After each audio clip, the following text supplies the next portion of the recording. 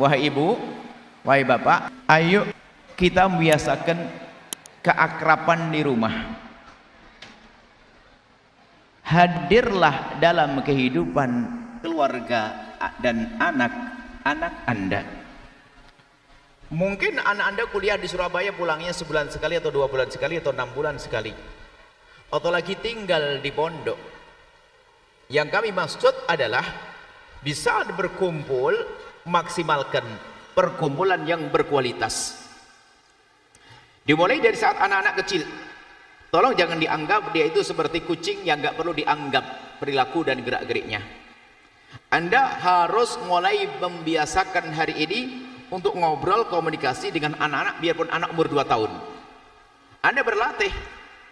Kalau orang Jawa itu ngundang anak kecil, diajak ngomong, mau apa, mau mami ini, saya, ini, ayo ini, apa, itu biasa.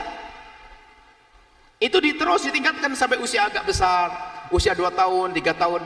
Karena itu punya makna besar kepada mentalnya sang anak, membangun kedekatan hati sang anak kepada ibundanya dan ayahandanya. Ada seorang suami jangan sampai cuek, tidak pernah memeluk sang anak. Pastikan Anda dengan anak duduk serius kayak membahas tentang dunia seisinya. Anda duduk kan anak, gimana sayang? Apa? Terus duduk. Rasa hidup. Dianggap ini sang anak. Sampai membiasakan dari kecil sampai anak dewasa, sehingga anak itu punya kawan berbicara. Dalam bahasa lain yang kami hadirkan yang ketiga ini, hadirlah Anda dalam kehidupan anak-anak Anda. Hari ini ada mungkin seorang anak itu mau ngomong sama ayahnya itu susah waktunya karena ayahnya ustadz, bisnis.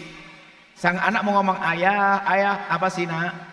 Ini loh ya, sudah sama mama sana. Aduh, belum apa-apa sudah diusir. Padahal diri untuk ngobrol dengan ayahnya. Awas, hati-hati. Membiasakan hidup dengan pasangan. Dengan istri juga begitu. Kalau bertemu maksimalkan untuk bertemu, mohon maaf. Jika bertemu suami istri ada bertemu, nanti ada pembahasan tentang masa depan anak, kebaikan dan seterusnya. Jadi hadir dalam kehidupan keluarga itu penting sekali. Membiasakan dengan anak ngobrol. Mesra jadi indah. Akan tapi hari ini subhanallah tidak biasa anak ngomong semacam ini. Kadang ada seorang istri mau ngomong dengan suaminya itu ketakutan. Seorang suami ngomong sama istrinya ketakutan. Istrinya tuh monster. Begini diam. Ada seorang anak mau ngomong ke ayahnya nggak berani. Ini bahaya sekali kalau sudah semacam itu. Sehingga anak pulang dari Surabaya ke Indramayu bukan karena rindu ayah ibunya, hanya pengen ngambil uang kuliah saja. Hanya mengambil masakannya karena telah dimasak oleh ibunya, tidak ada rindu. Kenapa? Ibunya tidak pernah membangun komunikasi yang baik dengan anaknya. Tolong ibu ini perlu belajar Anda ilmu ini. Di saat mereka datang Anda sambut, Assalamualaikum, gimana nak? Baik sekolahnya, kuliahnya. Anda membiasakan ini sekaligus benteng untuk anak-anak Anda.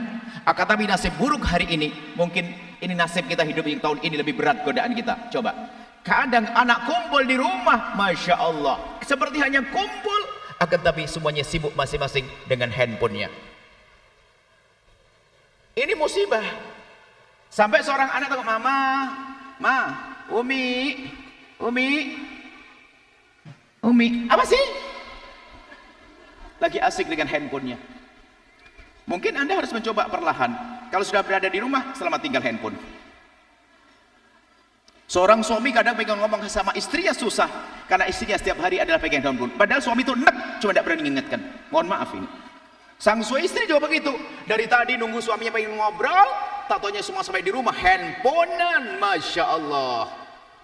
Tidak tahu kalau dia masuk wilayah namanya wilayah kebodohan. Jujur saya katakan kasar begini biar orang paham.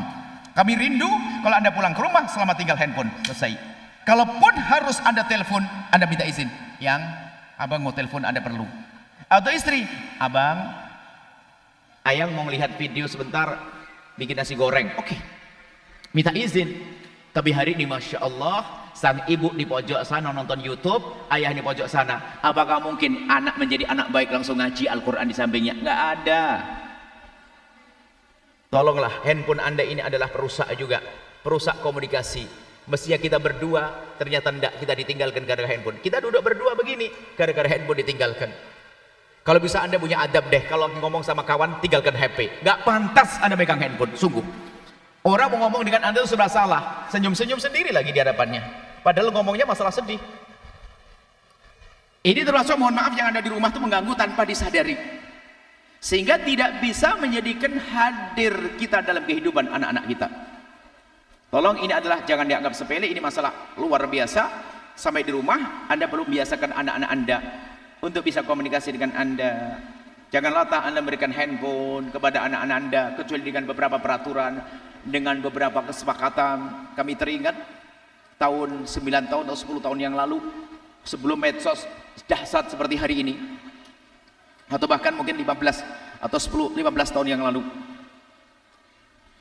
di saat handphone sudah marak waktu itu, kami membaca satu catatan kecil orang Amerika yang tidak muslim, bukan seorang muslim. Catatan kecil, hanya beliau mengatakan begini, begitu bahayanya handphone. Yang zaman itu oke lah, sudah ada, kalau tidak salah website itu ada, web itu ada, channel apa itu, web lah waktu itu.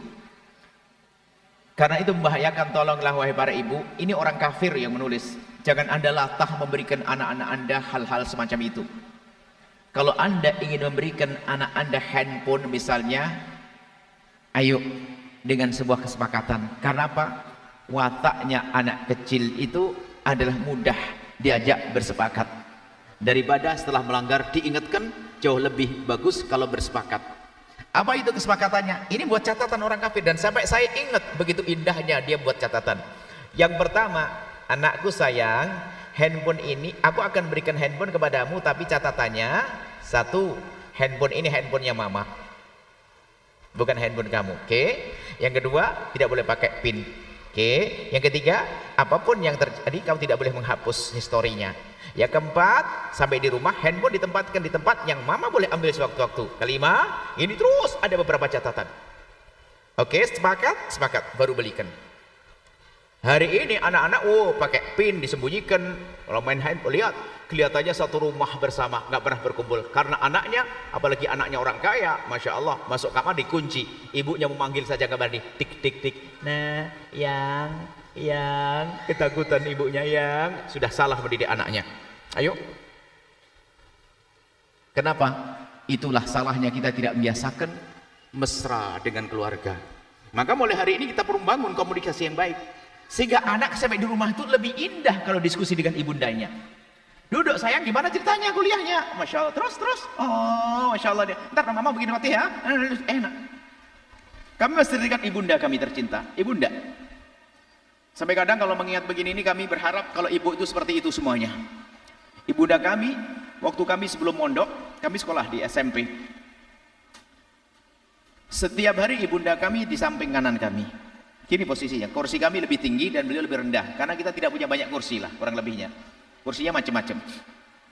Di samping kami, dan kebiasaan beliau itu kalau tidak membaca sholawat dzikir dengan tasbihnya tasbih itu, bukan tasbih ceklak-ceklek, itu kan zaman sekarang modern.